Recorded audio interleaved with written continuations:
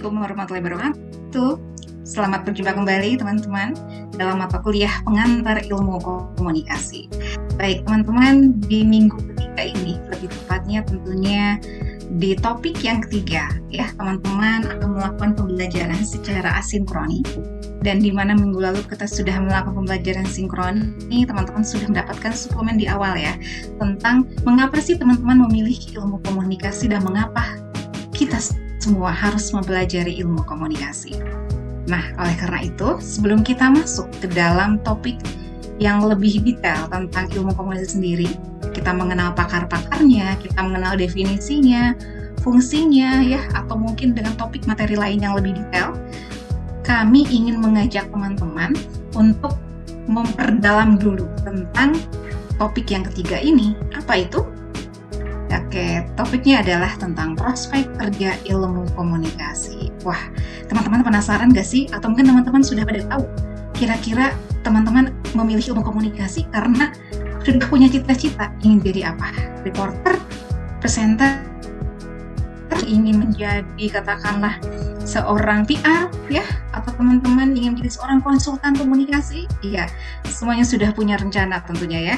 Baik teman-teman, oleh karena itu di minggu ini teman-teman akan kami minta untuk menyelesaikan sebuah tantangan. Tantangan ini dikerjakan dalam sebuah tim, tentunya tantangannya sangat menarik. Tentang apa ya tantangannya? Tentu tantangannya pun tidak akan jauh berbeda dengan apa yang akan saya paparkan terlebih dahulu. Tentang apakah itu? Oke, teman-teman akan teringat dengan prospek kerja ilmu komunikasi. Nanti setelah lulus dari Ilkom, teman-teman mau ngapain? Teman-teman mau kerja di mana? Nah, itu adalah bagian dari tantangan yang akan teman-teman cari tahu, tapi setelah paparan saya terlebih dahulu ya.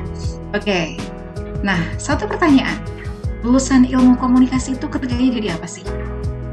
Nah, untuk menjawab pertanyaan ini, teman-teman tentu perlu melakukan yang tadi saya katakan adalah observasi ya, tentunya observasi online. Dalam hal ini kami akan menyiapkan, bukan akan, tapi sudah menyiapkan panduannya, teman-teman harus ngapain.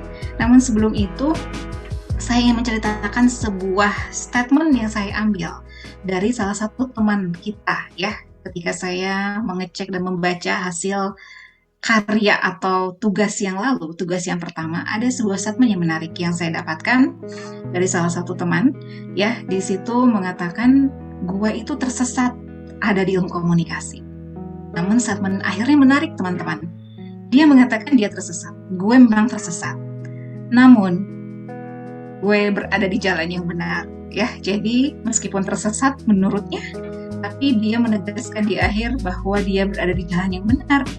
Benarkah bahwa gerbang ilmu komunikasi ini akan mengantarkan setiap diri dari teman-teman ya untuk menggapai mimpinya atau kesuksesannya? Oke, kita simak terlebih dahulu. Meskipun ini pertanyaan yang umum, teman-teman juga mungkin ada yang bertanya-tanya kembali.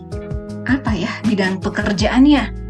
Apa aja? Mau ngapain aja? Nah, salah satu hasil survei yang dilakukan dari salah satunya lembaga di sini Cleans ya, yang menemukan 6 prospek kerja dari lulusan ilmu komunikasi. Katanya yang pertama itu adalah media. Betul nggak sih? Prospek kerjanya itu adalah di bidang media. Dan media itu tentu sangat luas ya. Teman-teman pasti bisa mengecek media itu ngapain aja. Tidak hanya di depan layar, namun juga di belakang layar. Nah, kira-kira lulusan ilmu komunikasi ada di mana? Lulusan ilmu komunikasi ini akan fokusnya dibutuhkan di mana? Ternyata di semua bidang di media ini mayoritas dibutuhkan ya. Yang kedua PR, namun kalau untuk PR ada yang lebih spesifik, ada program studi hubungan masyarakat ya. Walau tidak menutup kemungkinan memang dari ilmu komunikasi pun bisa terjun di dunia PR. Yang ketiga IO. Nah, ini juga menarik karena saya membaca salah satu bukan harapan ya, tapi katakanlah minat teman-teman memilih ilmu komunikasi ini. Beberapa teman kita ada yang menjawab karena suka dengan dunia IO dan katanya itu tentu membutuhkan ilmu komunikasi. Oke. Yang keempat, selain media, PR dan IO adalah sales, dunia marketing. dunia marketing ternyata dekat sekali katanya di ilmu komunikasi. Tapi dalam hal apa? Nah, di sini kalau kita lihat sama-sama, disimak bahwa ternyata yang dilihat itu adalah ketika orang-orang ilmu komunikasi bisa bernegosiasi dengan publik, dengan orang banyak, dengan orang lain. Ya, dan yang sales ini sangat beririsan dengan business analysis. Di situ bisa teman-teman lihat bagaimana kemudian kedua bidang ini kalau kita lihat di mata kuliah ilmu komunikasi yang teman-teman dapatkan adalah mata kuliah komunikasi pemasaran sosial dan juga mata kuliah berpikir kreatif dan kewirausahaan komunikasi. Sebenarnya lebih dekat dengan profil lulusan Ilkom itu adalah yang ketiga ya, profil yang ketiga, yaitu menjadi social entrepreneur. Jadi arahnya adalah ke sana, ya, bukan pada core bisnisnya sebetulnya. Nah, yang terakhir di sini yang dilihat adalah layanan konsumen, yang dimana ternyata lulusan ilmu komunikasi itu dipercaya mampu melayani para konsumen, mampu untuk menjadi problem solving, katanya ya, jago bernegosiasi, berdiplomasi, dan tentunya sangat menyenangkan buat para konsumen. Betulkah seperti itu? Nah, itu yang akan teman-teman cari tahu ya dari keenam prospek kerja ini. Apakah teman-teman setuju? Nah, pada intinya ilmu yang akan teman-teman dapatkan adalah ilmu yang dibutuhkan, ilmu yang dicari dan bermanfaat tentunya bagi banyak orang. Nah, oleh karena itu adalah bagian dari tantangan yang harus teman-teman selesaikan. Tantangan ini dalam sebuah tim. Harus ngapain sih timnya? Apa yang harus teman-teman lakukan? Teman-teman akan kami minta untuk melakukan atau menemukan satu prospek kerja lulusan ilmu komunikasi. Kami sudah menyiapkan desainnya, kemudian kami sudah menyiapkan kelompoknya atau timnya. Teman-teman pun kami untuk melakukan observasi secara online saja, ya. Dalam waktu yang sudah kami tentukan juga, bisa teman-teman cek di Live Unpad nanti ya, karena setiap kelas punya katakanlah deadline yang berbeda-beda.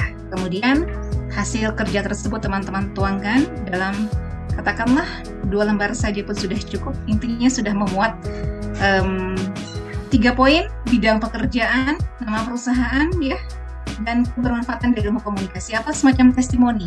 Nah, teman-teman pun harus memasukkan foto narasumber dari katakanlah yang teman-teman observasi. Siapa sih narasumbernya? Kami juga sudah menyiapkan beberapa plan, bisa teman-teman pilih dari situ. Nah, info lebih lanjutnya bisa teman-teman cek di Live Unpad, dan teman-teman juga bisa bertanya kepada saya ya, jika teman-teman masih ada yang belum dipahami. Oke, baik teman-teman.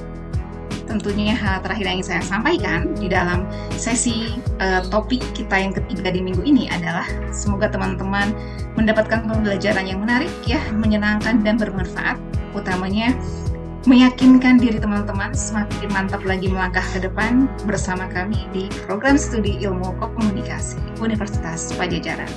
Oke, baik teman-teman, selamat beraktivitas, selamat melanjutkan kembali agenda asinkronnya. Kalau teman-teman masih punya sesi untuk berdiskusi secara daring tentunya dengan teman-teman sahabat.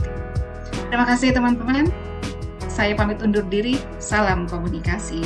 Assalamualaikum warahmatullahi wabarakatuh.